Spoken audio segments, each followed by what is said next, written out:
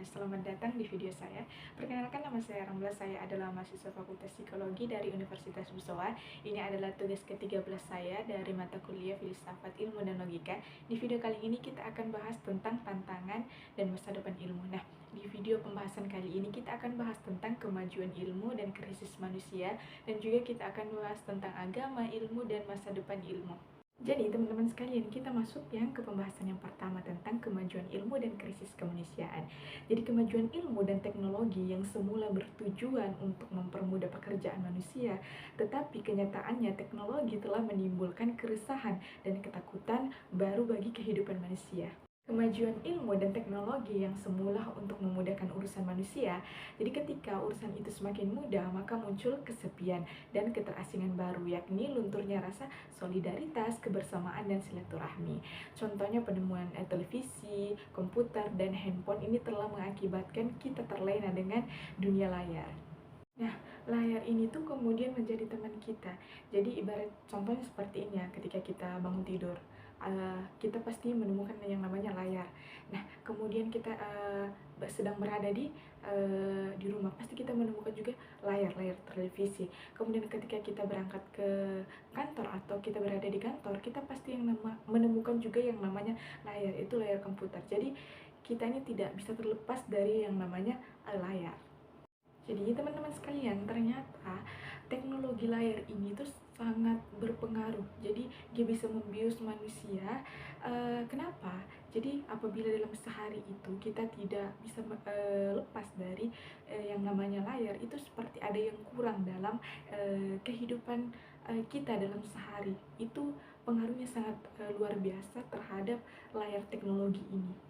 Krisis kemanusiaan tidak saja terjadi akibat teknologi maju, tetapi juga akibat dari kecenderungan, ideologi, dan gagasan yang tidak utuh. Contohnya, ide dan gerakan emansipasi yang dikumandangkan oleh para penggerak feminisme yang mendorong agar wanita diberi kesempatan yang sama di area publik dengan laki-laki. Nah, kesempatan ini kemudian ternyata dimanfaatkan oleh perusahaan yang pada karya dengan merekrut pekerjaan perempuan itu lebih banyak dibandingkan dengan pekerja laki-laki. Jadi perusahaan ini tuh lebih banyak ya merekrut pekerjaan perempuan. Kenapa? Banyak pertimbangan, contoh seperti lebih rapi, lebih rendah gajinya, lebih mudah diatur, dan tidak merepotkan perusahaannya.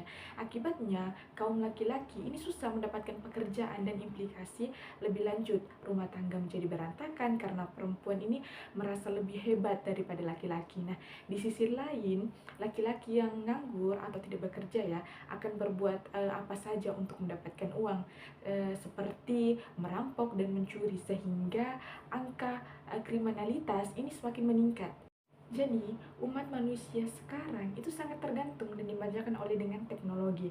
Nah, ketergantungan yang terus-menerus menjadikan kita terlena dari eksistensi diri kita yang bebas dan kreatif. Nah, kemudian kita tidak sadar kita ini dipenjara oleh teknologi itu sendiri, sehingga kita tidak kreatif dan reflektif lagi. Nah, contohnya seperti teknologi layar ini tuh sangat berpengaruh besar terhadap kehidupan kita. Misalnya kita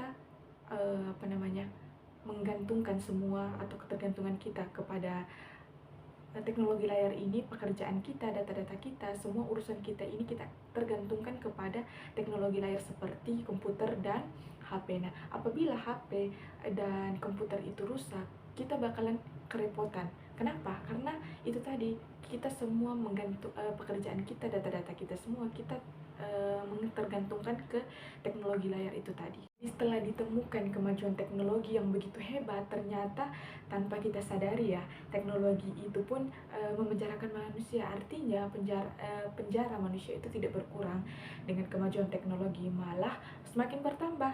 Jadi pada konteks inilah manusia perlu disadarkan dari penjara yang bernama teknologi. Nah, kita harus sadar nih bahwa teknologi itu bukan tujuan, tetapi sekedar sarana, jadi untuk membantu atau memudahkan urusan kita atau pekerjaan kita. Nah, oleh karena itu dalam beberapa kesempatan kita perlu mengingatkan anak-anak bahwa pengaruh teknologi layar ini pengaruhnya sangat besar agar mereka tidak terpengaruh dan terpenjara oleh yang namanya teknologi layar. Selanjutnya kita masuk yang kedua tentang agama, ilmu, dan masa depan manusia. Jadi agama itu lebih mengedepankan moralitas dan menjaga tradisi yang sudah mapan. Nah, cenderung eksklusif dan subjektif. Sementara ilmu selalu mencari yang baru, tidak terlalu terikat dengan etika, progresif, bersifat inklusif dan objektif. Nah, agama dan ilmu itu berbeda. Jadi keduanya itu memiliki persamaannya, yakni bertujuan memberi ketenangan dan kemudahan bagi manusia. Jadi agama itu memberikan ketenangan dari segi batin karena ada janji kehidupan setelah mati.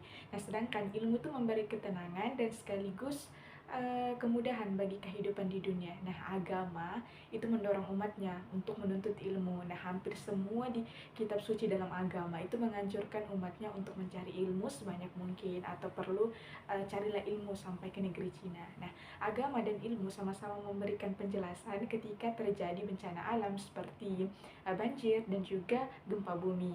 Gempa bumi dalam konteks agama adalah cobaan dari Tuhan dan sekaligus rancangannya tentang alam secara keseluruhan. Nah, oleh sebab itu, jadi manusia harus bersabar atas cobaan tersebut dan mencari hikmah di balik setiap bencana yang diberikan kepada Tuhan. Adapun menurut ilmu, gempa bumi itu terjadi akibat pergeseran lempengan bumi dan tersumbatnya layang lava gunung berapi. Nah, oleh karena itu, para ilmuwan harus mencari ilmu dan teknologi untuk mendeteksi kapan gempa akan terjadi, dan bahkan kalau perlu kita mencari cara mengatasinya. Karakteristik agama dan ilmu ini tidak terlalu harus dilihat dalam konteks yang berseberangan, tetapi juga perlu dipikirkan bagaimana keduanya membantu kehidupan manusia yang lebih layak. Nah, contohnya misalnya seperti ilmu dan teknologi. Nah, ilmu dan teknologi ini itu mampu mengantarkan manusia hidup dalam tataran yang global, yang juga sering disebut dengan era informasi. Nah, tetapi kehidupan yang global itu pula yang menyengsarakan sebagian besar penduduk di bumi ini. Jadi teman-teman sekalian, nah apa akibatnya nih dari kemajuan teknologi? Nah, akibat dari kemajuan teknologi informasi, masyarakat miskin di daerah tertentu semakin transparan. Sebaliknya, orang yang super kaya juga terlihat dengan kasat mata. Namun di sisi lain, manusia itu semakin tergantung pada teknologi seperti teknologi informasi, sehingga tidak mampu lagi membedakan antara yang benar-benar nyata dan hasil rekayasa. Jadi termasuk rekayasa informasi. Jika teknologi dijadikan tujuan dan cita-cita, maka pada gilirannya peradaban teknologi akhirnya berubah menjadi kekuasaan yang membelenggu manusia sendiri. Nah, Nicholas Bernev dalam bukunya yang berjudul The Dynasty of Man, dia berucap bahwa bahwa kemajuan teknik tidak saja membuktikan kekuatan serta daya manusia untuk menguasai alam. Kemudian teknik itu tidak saja membebaskan manusia, tetapi juga memperlemah serta memperbudakkannya. Nah, kemajuan itu memekanisasikan manusia dan menimbulkan gambaran serta persamaan manusia dengan mesin.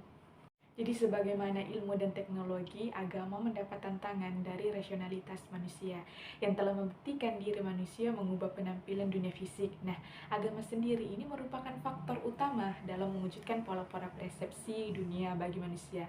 Nah, persepsi-persepsi itu turut mempengaruhi perkembangan dunia itu sendiri. Nah, dengan cara demikian itu mempengaruhi jalannya sejarah. Nah, persepsi itu menentukan pula cara manusia mendudukkan dirinya di dunia ini. Nah, sebaliknya sejarah juga memaksakan perubahan dan penyesuaian terus-menerus pola-pola persepsi itu tadi. Nah, terutama pada masyarakat yang berubah dengan pesat. Nah, konsep agama tentang hari akhirat adalah salah satu ajaran yang penting. Jadi tidak saja dari aspek teologis tetapi juga psikologis dan historis. Nah, kalau secara teologis, ajaran tentang hari akhirat ini cukup banyak tercantum dalam kitab suci agama, terutama agama-agama Semit, yakni Yahudi, Kristen, dan Islam. Nah, kalau dalam Islam ada 10 nama surah dari 114 surah yang bernama hari kiamat. Artinya perhatian kitab suci pada hari kiamat ini sangat besar sekali. Nah, kalau secara psikologisnya, jadi hari pembalasan itu memberikan ketenangan bagi diri seseorang yang amat gampang menghadapi kematian. Nah, salah satu naluri dasar Manusia adalah takut mati, jadi maka ketika kematian itu semakin dekat, kegelisahan kita tuh semakin meningkat. Jadi bagi orang yang yakin adanya hari pembalasan, kegelisahan itu bisa berkurang karena hidup di sana itu jauh lebih baik dibandingkan hidup di dunia ini. Teman-teman, kalau dari secara historisnya ya, jadi telah terbukti bahwa dari kebangkitan melengkapkan agama. Nah, ada sebuah penelitian yang mengatakan bahwa agama-agama yang mempunyai doktrin kehidupan setelah mati jauh lebih tahan dibandingkan agama-agama yang tidak memilikinya. Nah, jadi sejarah itu mencatat ada beberapa agama punah dan menjadi akriologi. Salah satu sebab utamanya adalah tidak memiliki doktrin hari kebangkitan. Jadi ilmu pengetahuan dan teknologi itu memakai rasio akal yang tajam. Jadi kerohanian, kejiwaan, agama memakai intuisi wahyu sebagai sarana masing-masing untuk membuktikan kebenarannya dan menghayati hakikatnya. Jadi ilmu pengetahuan hingga kini itu dianggap sebagai pengawal kemajuan umat manusia yang akhir-akhir ini secara umum banyak diserang sebagai pembawa sebagai berbagai ketimpangan dan permisi tentang fisik, biologi, sosial, dan budaya. Kemajuan ilmu pengetahuan yang secara global ini, umat manusia itu senantiasa dihadapkan pada peperangan. Namun sejak berakhirnya Perang Dunia Kedua, jadi sifat peperangan telah berubah sedemikian drastisnya, sehingga masa depan umat manusia dan masa depan generasi-generasi yang belum dilahirkan menghadapi bahaya yang amat gawat. Nah, potensi berbagai senjata nuklir, kimiawi, biologis, dan bahkan senjata konvensional dengan berbagai alasan politis dan komersial semakin meningkatkan ancaman baru bagi kehancuran global. Jadi salah satu tokoh yaitu John Soliver, wakil pimpinan gereja Christian Science, itu mengemukakan pandangan yang segar. Jadi kita memang harus mencintai kemajuan, merasa gembira menjadi bagian dari kemajuan itu, dan tidak takut menghadapinya, karena kita mencintai kemajuan itulah akan muncul berbagai keterampilan yang diperlukan. Mencintai kemajuan teknologi bermakna kita menghargainya, memaklumi kekeliruan dan keberhasilannya, mengindahkan semua sinyal peringatan, mengakui semua kekurangannya, bersikap terbuka dan penuh perhatian, mencermati, mendengarkan, menghadapi persoalan dengan jujur, jadi bersikap filosofis, menetapkan sejumlah standar, mempertanyakan berbagai standar, mengkaji ulang berbagai standar, jadi memahami masalah dan menyambut baik pendapat semua kalangan dan profesinya. Jadi para pembuka agama Kristen, Yahudi, dan Islam itu menawarkan konteks untuk direnungkan oleh komunitas ilmiah. Nah, konteks itu dapat berupa menurut masa depan yang Anda bayangkan akan menjadi manusia apakah ini. Nah, bukan semata apa yang akan kita lakukan, tetapi akan menjadi siapakah kita ini. Teolog Donald Silver sependapat, jadi kekuatan gabungan antara rasa ingin tahu ilmiah, ambisi teknologi, dan keuntungan ekonomi merupakan kekuatan tangguh. Nah, menurutnya, jadi jalan keluarnya bukanlah bahwa para agama atau teologi harus menjadi satu-satunya pihak yang menangani masalah ini atau menjadi pakar dalam bidang ini. Yang perlu dilakukan adalah dijalaninya kerjasama antara agamawan, insinyur, dan juga peneliti. Pendeta Jesuit dan ahli genetika di Loyola Universitas di Chicago, Kevin Fitzgerald berkata, kita akan memanfaatkan sebagian ilmu ini secara cemerlang dengan hasil yang bukan main, dengan mencegahkan serta menyelamatkan nyawa dan memperbaiki kehidupan yang lemah akibat penyakit. Kita akan dapat melakukan hal-hal yang mengagumkan. Akan tetapi para ilmuwan sendiri mengakui bahwa laju inovasi teknologi agak sulit diramalkan. Dalam simposium di USLA, Mario Capecchi, jadi dia ini seorang guru besar yang sangat menonjol dalam bidang biologi dan genetika manusia di Universitas of Youth, mengatakan biasanya ini kita cenderung melebih-lebihkan apa yang dapat kita kerjakan dalam 25 tahun mendatang. Nah, selain itu terdapat kekhawatiran dari sudut etika yang mendalam bahwa teknologi ini bisa terpleset dari terapi menjadi sekedar gaya. Nah, sebagaimana teknologi rekonstruksi yang mula-mula dikembangkan untuk menolong prajurit yang terluka di medan perang dan menjadi bedah kecantikan. Jadi konsep eugenika dipungut oleh Sir Francis Galton, ilmuwan zaman Victoria, dari teori evolusi Darwin dan teori keturunan Mendel yang mengidentifikasi mekanisme pengalihan sifat biologi. Nah, menurut Gokin, kewajiban moral dan estetika para seniman untuk menyempurnakan citra tubuh manusia dalam seni kini telah dialihkan ke bidang ilmu genetika. Nah, dalam genetika, para ilmuwan ini diberi piranti yang dapat mereka gunakan untuk menerapkan konsep perbaikan, nah, estetika dan moral terhadap organisme manusia itu sendiri. Di Galton berpendapat bahwa ras manusia superior itu dapat dikembangkan melalui pembibitan. Nah, secara ideal, seorang dapat menanamkan bibit temperamen, sifat, dan kemampuan yang diingini ke dalam suatu spesies. Nah, sebagaimana dilakukan terhadap anjing, dan membuat dari spesies itu sifat yang tidak diingini, seperti jahat, tidak cakap, atau malas. Nah, dalam upaya memisahkan kepingan genetik dari DNA dan merekomendasikannya lagi dengan yang lain dapat mengubah instruksi yang menguasai sel hidup.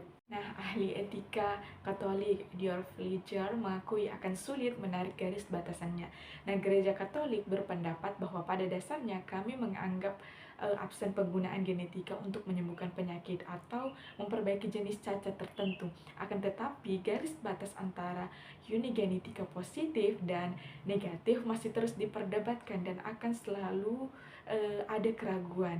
Nah, selanjutnya teknologi genetika yang menyentak imajinasi ataupun emosi sebagaimana teknologi cloning manusia. Nah, menurut para peneliti Human Genome Project, bahwa cloning ini merupakan tiruan gen dan kepingan kromosom lainnya untuk menghasilkan bahan identik yang cukup jumlahnya untuk dikaji lebih lanjut. Nah, akan tetapi cloning ini dikritisi oleh 19 negara Eropa. Nah, pada bulan Januari pada tahun 1997 dengan mendatangani perjanjian yang menyebutkan bahwa mengkloning ini orang sama saja melanggar martabat manusia dan merupakan penyalahgunaan ilmu, seperti itu. Sedangkan menurut pendeta Heber C. Jensen, Presiden Church of Scientology, tidak peduli terhadap teknologi cloning, bahwa kami percaya bahwa ruh manusia tidak dapat diklon dan tidak dapat direplikasi dan tidak dapat ditiru. Bahan pembentuk tubuh manusia hanya bisa digerakkan oleh ruhnya. Nah, jadi kami tidak mengkhawatirkan orang yang berbondong-bondong ke makam Lenin dan entah bagaimana menciptakan Lenin baru. Nah, boleh dikatakan menciptakan makhluk yang sama, tetapi hanya ada satu Lenin. Apapun yang mungkin dikerjakan Lenin baru itu di masa sekarang. Jadi teman-teman sekalian, itulah tadi beberapa penjelasan sedikit mengenai tentang tantangan dan masa depan ilmu. Kurang dan lebihnya mohon dimaafkan. Assalamualaikum warahmatullahi wabarakatuh dan sampai jumpa di video selanjutnya.